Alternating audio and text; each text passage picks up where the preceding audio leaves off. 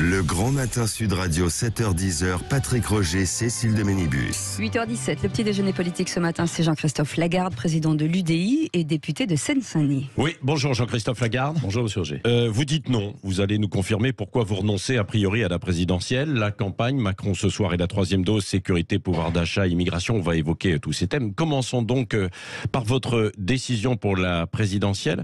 Alors, vous renoncez, c'est sûr, en tant que patron centriste, de vous présenter ou pas ?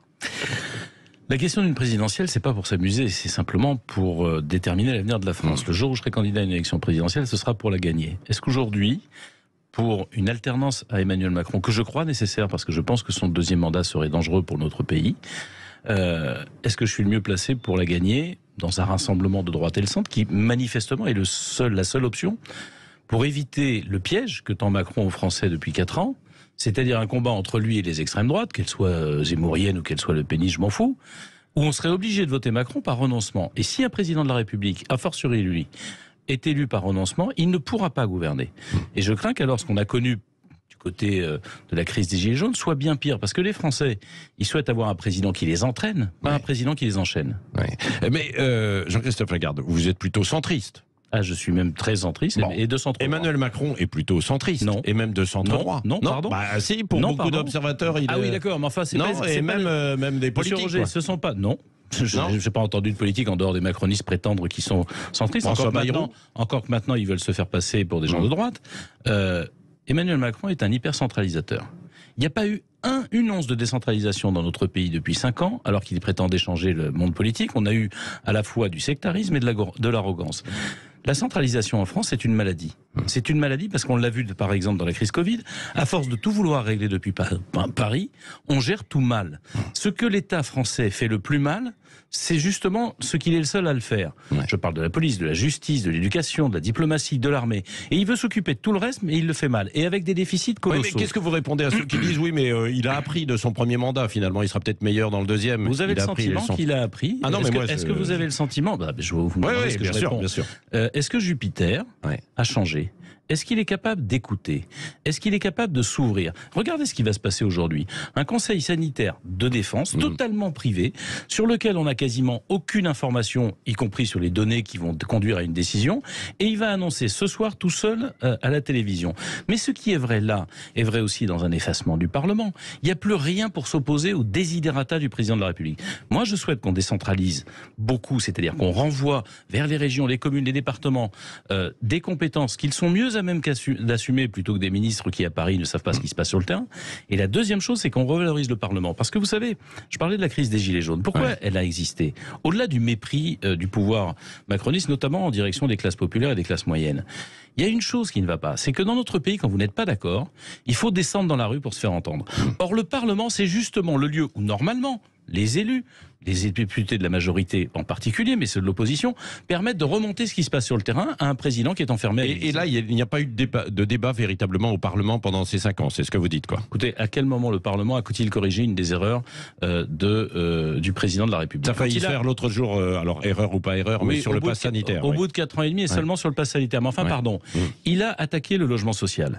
Il a abaissé la politique familiale, dont il a réduit les budgets année après année. Il a augmenté la CSG, réduisant le pouvoir d'achat des personnes âgées.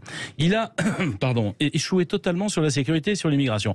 À quel moment sa majorité, le Parlement, ont-ils élevé la voix? Jamais. Eh bien, vous ne pouvez pas avoir un président tout-puissant et un Parlement inefficace, parce qu'après c'est les Français qui sont dans la rue, et j'observe en plus que si Emmanuel Macron était réélu, il n'aurait plus de compte à rendre à personne, puisqu'il n'aurait pas sa réélection en tête. Je pense que cette situation serait dangereuse, avec quelqu'un qui a montré, en dehors du cinéma du grand débat, son incapacité à écouter les Français, parfois à les comprendre, et en tout cas à construire des majorités d'idées. C'est ce qu'il prétendait, souvenez-vous, avant l'élection 2017, de construire des majorités d'idées.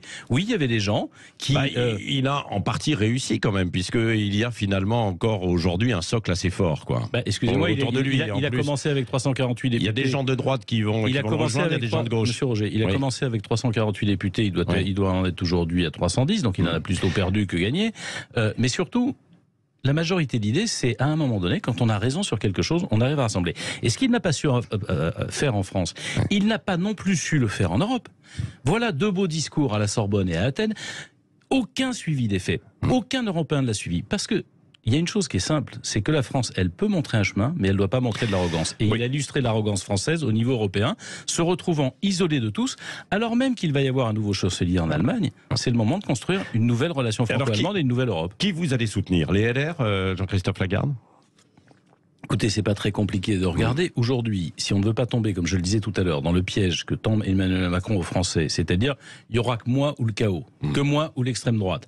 Il faut une autre option. Cette option, elle va se décider au premier tour. Il faut un rassemblement. C'est pour ça que je renonce, et très franchement, j'aurais aimé présenter mes idées, mais je pense que on ne fait pas de la politique pour se faire plaisir. On fait de la politique pour essayer d'être utile à son pays. Et donc c'est un rassemblement entre les Républicains et le centre qui peut, aujourd'hui, on voit bien qu'à gauche ils sont pas dans le jeu, qui peut arriver à accéder au second tour de la présidentielle et offrir un autre choix aux Français. Ce sacrifice, d'une certaine façon, que je fais, que ma famille politique fait, est fait pour qu'on permette ce rassemblement. Disons les choses clairement. Si... parce que le processus de désignation qu'ils ont choisi de leur candidat ne me paraît pas le meilleur. Si le candidat issu de leur congrès est un candidat qui n'ambitionne que de réunir la droite et la droite, c'est-à-dire ce qu'il y a de plus étriqué.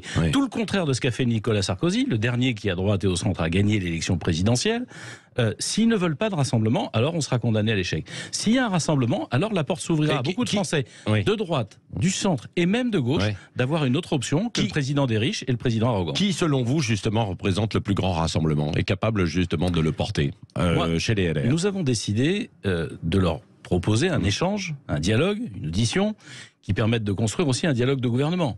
Donc vous allez voir qui? Nos idées ne vont pas passer à la trappe dans cette élection présidentielle, et il y a également une élection législative. Il se trouve que Valérie Pécresse, Xavier Bertrand et Philippe Juvin ont accepté de venir discuter avec nous. Éric Ciotti et Michel Barnier ne l'ont pas souhaité. Il y a une évidence, c'est qu'on ne va pas soutenir quelqu'un qui ne veut pas parler avec nous. Et ça, ce sera avant la désignation. Ce sera évidemment avant la désignation. Ce sera quand, avant le congrès, le 27 novembre. Avant le congrès. L'intérêt, c'est quoi? C'est à la fois de pouvoir écouter, déposer nous-mêmes nos questions, par exemple sur des choses qu'on a entendues hier, mais c'est aussi de pouvoir se faire entendre et de voir qui est capable de prendre en considération. Le reproche que je fais à Emmanuel Macron, je ne veux pas préparer la même chose avec un président de droite. Il faut que le président soit capable d'avoir un cap, une vision, mais il faut aussi qu'il soit capable d'écouter, d'avoir des partenaires et de dialoguer. Imaginez quand même qu'au cours des 4 derniers mandats présidentiels, un président tout seul, qui a une majorité aux ordres, et le pire a été celle-ci, ou même le moindre désaccord est taxé d'infidélité. Regardez ce qui s'est passé avec Édouard Philippe, c'est extraordinaire. Mais vous pourriez regarder avec Nicolas Hulot et avec d'autres. Tous ceux qui, je pense par exemple à M. Villani, tous ceux qui à un moment donné ont dit à M. Macron, ce que vous faites, c'est pas exactement ça, faudrait faire un petit peu différemment, mais on reste fidèle, on est gentil, se sont fait taper sur la tête. Lors de la création du parti d'Édouard Philippe, c'est fabuleux, il prend la précaution de dire, moi je voterai Macron à la présidentielle, mais je vais être un peu différent, je voudrais apporter mes propres idées. Et on lui dit circuler, il n'y a rien à voir. Bon, Jean-Christophe Lagarde, alors, et Barnier et Ciotti, alors finalement vous n'allez pas les soutenir, quoi qu'ils, puisque donc ils ne veulent pas vous voir pour l'instant? Écoutez, quelqu'un qui ne souhaite pas nous rencontrer, nous parler et dialoguer avec nous pour construire une majorité de gouvernement, je ne vois pas comment on pourrait le soutenir. Ça, c'était une assez simple. Mais si jamais ils étaient élus, alors si jamais qu'est-ce que vous allez faire? À eux de savoir. Franchement, d'abord, pour Éric Ciotti, c'est assez simple à comprendre. Quelqu'un qui se sent une proximité avec l'extrême droite, c'est-à-dire avec M. Zemmour, nous ne pouvons pas, disons les choses clairement, envisager d'un soutien. Et je ne crois Pourquoi pas. Parce qu'il met des choses sur la table telles que l'immigration, la sécurité? Parce que nous avons toujours combattu l'extrême droite et que pour moi, M. Zemmour est l'anti-France par excellence. Ciotti n'est pas d'extrême droite, si? Quand il dit qu'il a des proximités ou qu'il voterait par exemple pour Éric Zemmour contre Emmanuel Macron au second tour de la présidentielle, je dis clairement que ça n'est pas possible. Excusez-moi, moi je ne voterai jamais pour l'extrême droite à quelque élection que ce soit, à un premier tour ou à un second tour. Pardon, ça c'est la première chose. Bon, mais après on va pas y passer la matinée parce que très franchement, Éric Ciotti ne sera pas désigné, tout le monde le sait. Et Michel il n'est pas tout à fait candidat pour ça. Et Michel Barnier. Si c'est Michel Barnier, ce sera à lui de faire la preuve qu'il veut faire un rassemblement. Parce que pas parler avant et parler juste après, moi ce qui m'intéresse c'est qu'on parle d'idées. Pour l'instant, il veut pas nous parler. S'il était désigné, il verra bien. Vous savez, si c'est pour être le candidat de la droite et de la droite la plus étriquée, c'est condamné à l'échec. Il peut ne pas parler à l'UDI, il peut ne pas parler aux Français, il peut ne parler que aux gens qui ont la carte des Républicains. Ça va pas faire une majorité pour l'élection présidentielle, ça. Hein. Oui, oui. Jean-Christophe Lagarde, qu'est-ce que vous pensez, justement, vous l'avez évoqué, Éric Zemmour, de son ascension fulgurante, lui qui est venu à Drancy, votre ville. Oui, mentir, également. cracher sur cette ville. Je remercie. Cracher sur la ville. Mais bien sûr, je ne remercie pas M. Morandini qui n'a même pas daigné donner le droit de réponse aux élus de Drancy. Ouais. C'est extravagant. Venir dans une ville, dire n'importe quoi, la loi Dallas s'applique, il n'y a pas de boucherie française, de la part d'un type, Monsieur Zemmour. Dans certains quartiers, ça existe peut-être aussi. D'accord, mais ce n'est pas ce qu'il a dit. Donc c'est pas la peine de relativiser ce qu'il a dit. Monsieur Zemmour est parti de Drancy, il avait 8 ans, il y a 53 ans. Il prétend connaître cette ville à 150 mètres de là où il ne reconnaît plus cette ville, justement. Mais il ne peut pas la reconnaître puisqu'il la connaît pas. Et à 8 ans, vous connaissiez vraiment bien la ville dans laquelle vous viviez. C'est se foutre de la gueule du monde, comme l'ensemble de ses propos, de sa campagne, avec la complicité de M. Morandini, qui ne nous a pas donné le droit de réponse. Mais je vais revenir à une chose, juste pour montrer un détail. À 150 mètres de là où il a entre guillemets, grandi ou vécu jusqu'à l'âge de 8 ans. Il y a une boucherie traditionnelle française, contrairement à ce qu'il a dit sur les ondes. Est-ce qu'un jour, il y a des journalistes, est-ce qu'un jour, il y a des observateurs qui vont venir mettre M. Zemmour devant ses contradictions, le nez dans son caca, devant ses mensonges? Il n'y a pas de femmes qui se baladent en jupe à Drancy et qui ne peuvent pas être et qui ne se font pas cracher dessus? Bien sûr que si. Je vous invite au printemps prochain parce qu'en ce moment, au mois de novembre, il y a moins de femmes en jupe courte, effectivement, mais je pense que c'est pas qu'à Drancy. Est-ce que la loi d'Allah s'applique à Drancy comme il l'a dit? Non. Mais pas plus là que dans la plupart des villes de France. Donc il faut arrêter avec le foutage de gueule. Ça peut séduire les gens qui ont peur. Non, mais je crois qu'on devient président. Il y a quand même des quartiers. Je crois qu'on devient président de la République quand on montre un espoir aux Français, pas quand on cherche à les effrayer. Mais alors tout ce que dit Éric Zemmour est faux. C'est-à-dire effectivement des quartiers qui sont partis complètement à la dérive communautaristes. En tout cas, ça c'est faux ou pas? Pardon. C'est faux ou pas? Je vais répondre. Oui, allez-y. Laissez-le-moi le faire. Vous pouvez reposer 5 fois la question, je vais avoir du mal. J'ai l'impression que vous alliez sur une autre réponse. Non, pas du tout. Du tout. En tout cas, ce qu'il a dit à Drancy et de Drancy était faux. Et quand je vois quelqu'un mentir de façon aussi effrontée, je me dis que je me méfie de tout ce qu'il raconte.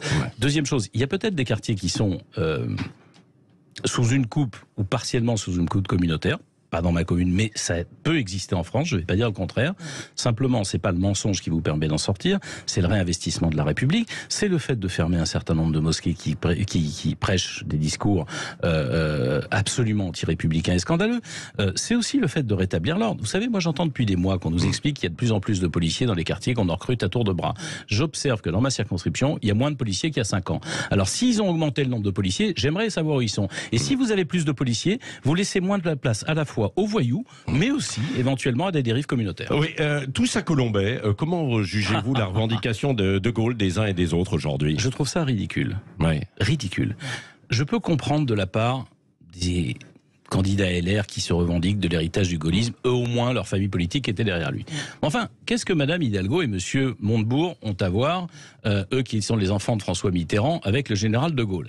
Qu'est-ce que Marine Le Pen, dont la filiation politique conduit à ce qu'elle ait une certaine proximité avec ceux qui ont essayé d'assassiner de Gaulle au moment de l'OAS, qu'est-ce qu'ils foutent à Colombey ou ailleurs?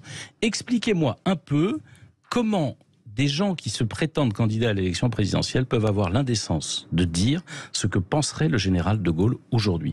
J'ai beaucoup apprécié la déclaration de Nicolas Sarkozy, qui disait à peu près la même chose. Il y a des gens qui peuvent se sentir admirateurs du général de Gaulle. Encore faudrait-il qu'ils aient pas passé, ou leur famille politique, leur vie à cracher sur le général de Gaulle. Moi, j'ai des réserves sur un certain nombre de choses qu'a fait le général de Gaulle. Est-ce que c'est le plus grand homme du XXe siècle pour la France? Bien sûr. Est-ce qu'il a rendu des services immenses à la France? Bien sûr. Mais enfin, si le général de Gaulle était dans le monde d'aujourd'hui, il ne dirait pas les mêmes choses qu'il y a 50 ou 70 ans. Donc, il faut arrêter de prendre des Français pour des cons en allant sur une tombe et se prétendant l'héritier. Revenons en quelques mots, Jean-Christophe Lagarde, aussi sur Emmanuel Macron. On l'a évoqué tout à l'heure. Il s'exprime ce soir sur la situation en fait sanitaire, avec peut-être le lien entre la 3e dose et le pass sanitaire. Qu'est-ce que vous attendez du chef de l'État, vous, ce soir? Moi, j'attends de comprendre ce qu'il fait. Je ne peux pas comprendre comment on dit il faut que les gens qui ont plus de 65 ans et les gens qui ont des comorbidités importantes doivent prendre une 3e dose. Je pense que c'est juste médicalement. Mais dans le même temps, le gouvernement a fermé la moitié des centres de vaccination. Comment on fait? Parce que j'observe que on arrive au moment. On peut les rouvrir, non? C'est pas. Enfin, vous savez, vous pouvez pas jouer avec les collectivités locales comme ça, les ouvrir, les fermer. Ça dépend de la situation sanitaire aussi. Non, pas du tout, parce que ça c'est anticipable. Il y a une chose qui est très simple, c'est que 6 mois après les vaccinations massives, on y commence maintenant en novembre. Je vous rappelle que les vaccins étaient disponibles en avril, mai et juin dernier. Deuxième chose, je ne comprends pas pourquoi, puisque manifestement ils veulent la 3e dose des 65 ans et que pour l'instant c'est un échec, ça ne va pas assez vite.